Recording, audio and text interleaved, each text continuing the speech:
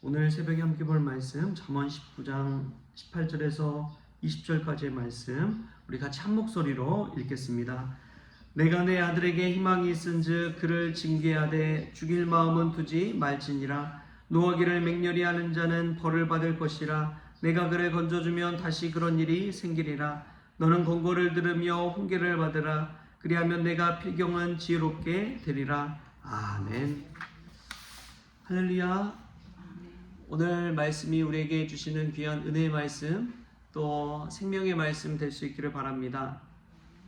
요즘 넷플릭스에서 참 유행하고 있는 핫한 그런 시리즈가 있다면 참교육이라는 그런 시리즈가 있습니다. 이제 학교 교육을 두고 교권보호국이란 새로운 교육부에서 기관을 세워서 정말 통제되지 않은 아이들, 또 부정부패를 저지르는 선생님들, 그리고 아이들을 가르칠 때 교권을 침해할 정도로 과잉보호하는 학부모들에 관해서 이 교권보호국이란 특별 감독관이 나서서 그 문제를 해결해 나가는 이야기들을 제작한 것입니다. 근데 그 중에서 보면은 이 학부모 엄마가, 이 아이 엄마가 아들을 너무 과잉보호해서 선생님에게 무리한 요구들을 하는 거예요. 육아 중에도 계속해서 연락해서 우리 아이 자존감 떨어지니까 하지마, 안 돼, 이런 말은 하지 말아주세요. 우리 아이 자존감 떨어지니까 다른 아이들과 갈등 생겼을 때 우리 아이 편 들어주세요. 뭐 이런 이야기들을 계속해서 요구하고 선생님에게 이야기하는 것이죠. 쉴 틈도 없이 자유시간도 없이 그렇게 괴롭히듯이 연락하는 그러한 어머니, 그 학부모에 관한 이야기도 나오고 있습니다. 근데 오늘 성경 말씀 보면은 이렇게 이야기가 나옵니다. 18절에 내가 내 아들에게 희망이 있은즉 그를 징계하되 죽일 마음은 두지 말지니라. 아이를 징계하라는, 그런 훈계하라는 메시지가 성경에는 나온 것이죠. 정말 아이를 사랑한다면 훈계하고 징계해야 되는데, 근데 그 참교육이란 그 시리즈에 보니까 제일 아이를 상처 입히는 것은 그 교사가 아니라 부모더라고요. 엄마와 아빠가 수많은 아이들, 같은 친구들 있는 데서도 자기 아들에게 상처 주고 안 좋은 기억을 심어주고 선생님에 대한 안 좋은 마음을, 불편한 마음을 갖게 하고, 그런 것을 볼 때 그것을 보는 사람은 다 아는데 정작 모르는 사람은 부모더라고요. 그 부모가 아이를 힘들게 하고 아이를 과잉보호함으로 오히려 자라날 수 있는 기회를 막아버리는 것이죠. 스스로 할 수 있는 기회조차 주지 않는 것이죠. 광릉 수목원에서 한 식물학자 어린 나무를 심을 때 거친 바람이 부는 곳에 일부러 심는다고 합니다. 왜냐하면 그렇게 거친 바람이 부는 곳에 어린 묘목을 심었을 때 그 힘든 상황 속에서 살기 위해서 어린 나무가 깊이 뿌리를 내린다는 거예요. 그런 나무는 나중에 태풍이 불었을 때도 넘어지지 않고 잘 자라나기 때문에 그렇게 심는다고 합니다. 그럼 자녀를 키울 때도 마찬가지인 것이죠. 너무 유하게 키우고 온실 속에 키우면 아이는 세상이라는 거친 태풍에 나아가면 거기서 살아남지 못하고 그냥 넘어져 버리는 것이죠. 오늘 성경 말씀도 그와 같습니다.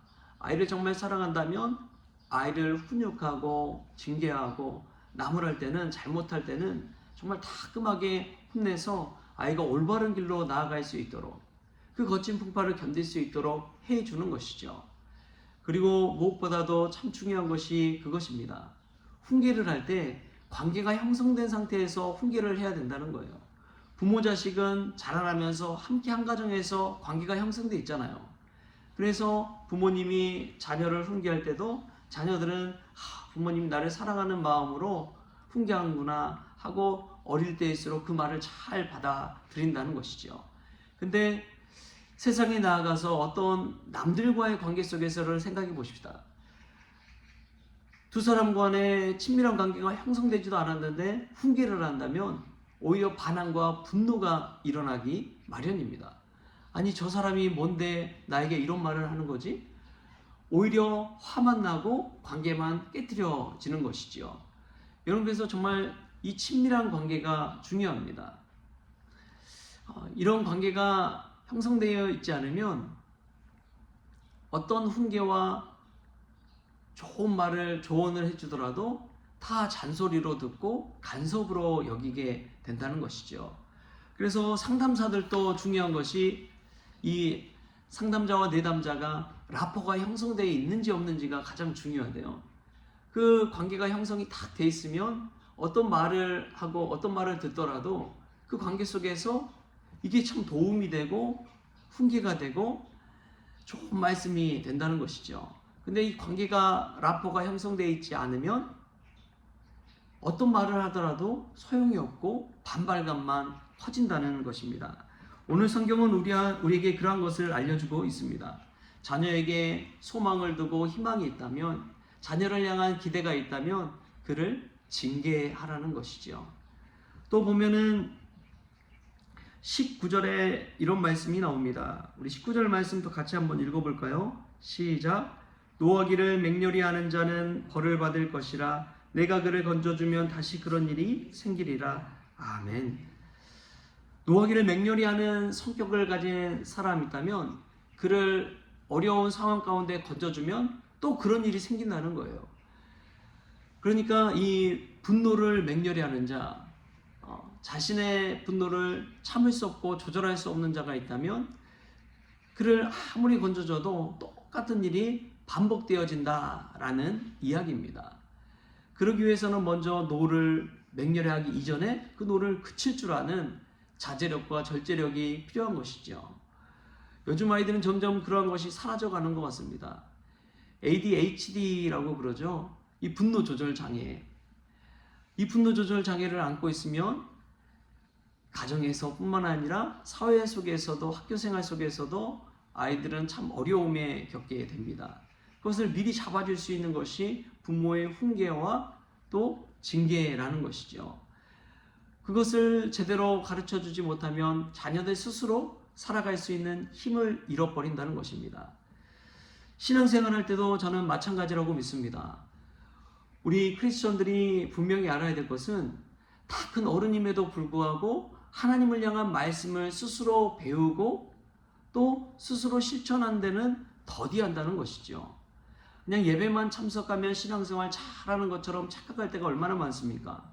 우리가 하나님의 말씀을 알고 깨닫고 먹고 정말 내 살과 피가 될 수 있을 정도로 말씀을 묵상해야 되는데 그럼에도 불구하고 그냥 예배에 와서 참관하고 참여하고 마치 영화 한 편 보고 가듯이 뮤지컬 한 편 보고 가듯이 그냥 참여하고 끝나는 것이 신앙생활인 것처럼 그렇게 살아가고 있지는 않습니까? 참 중요한 것이 하나님의 말씀을 하나님의 온전한 말씀으로 받을 때는 내가 열린 마음으로 그 말씀을 받아야 된다는 것입니다. 그 말씀을 내 스스로가 곱씹고 묵상하고 되새기고 그 말씀을 따라 순종하며 나아가는 것은 나에게 달려 있다는 것입니다. 말씀을 하는 분의 책임도 있지만 말씀을 받고 그 말씀대로 살아가는 일의 책임도 있다는 것을 기억하십시오.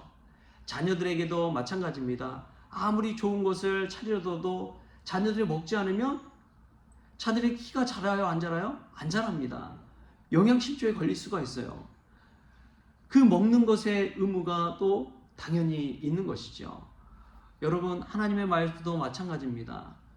우리가 말씀의 자리에 있지만 그 말씀을 듣고 나에게 주신 말씀으로 받고 그 말씀대로 실천하는 것은 저와 여러분에게 달려 있습니다. 하나님은 우리에게 성경을 주셨습니다. 이 성경 말씀이 우리에게 오기까지 얼마나 엄청난 기적과 놀라운 일들이 일어났는지요. 이렇게 어렵게 힘들게 우리에게 주신 성경 말씀, 목숨을 걸고 성경을 가지고 이 땅 가운데 들어온 선교사님들과 많은 이들이 있습니다. 그들의 노고가 있었기에 우리가 이 귀한 성경 말씀을 받게 되었는데 우리는 하나님의 말씀을 얼마나 나의 것으로 나에게 주신 말씀으로 받으면서 먹고 자라나고 있습니까?